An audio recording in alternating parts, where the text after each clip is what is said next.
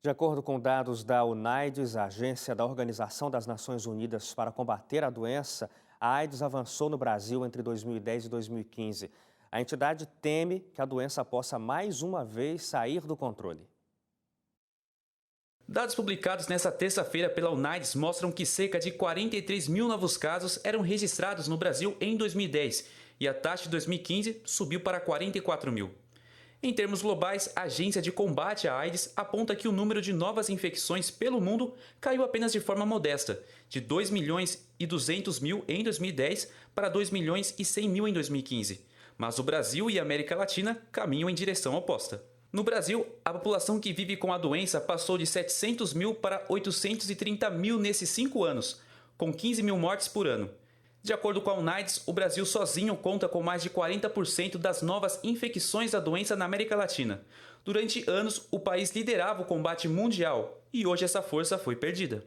O principal fator de alta no Brasil foi o avanço nos novos casos registrados entre os homossexuais. A ONU espera acabar com a AIDS até 2030, mas os últimos dados mostram tendências contrárias. Na avaliação da entidade, governos precisam focar seus esforços em determinadas populações mais vulneráveis, além de reforçar a prevenção e dar mais opções aos jovens.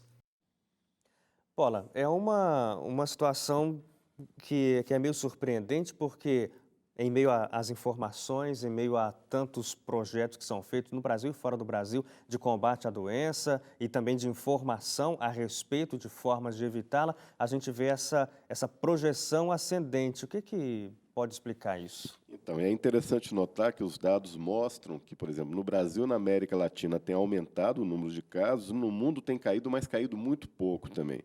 Existe uma espécie de um relaxamento, né, de uns tempos para cá, em função daquilo que se alcançou enquanto sobrevida para os portadores do HIV e vida com até uma qualidade boa em função do desenvolvimento de medicamentos, dos coquetéis, né?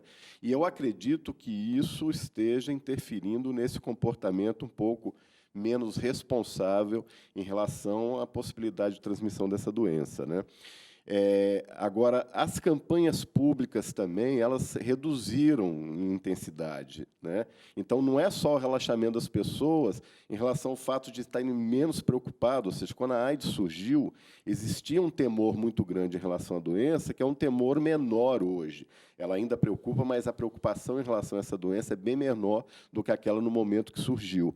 E eu acho que os órgãos públicos também reduziram um pouco a intensidade dessas campanhas, que são absolutamente fundamentais para criar novos comportamentos, novos hábitos, que desenvolvam uma segurança maior para as pessoas. E aí a própria redução, no seu ponto de vista, das campanhas também já é um reflexo do próprio relaxamento da sociedade Eu inteira. acredito que sim, eu acho que nós nos desarmamos um pouco em relação a isso.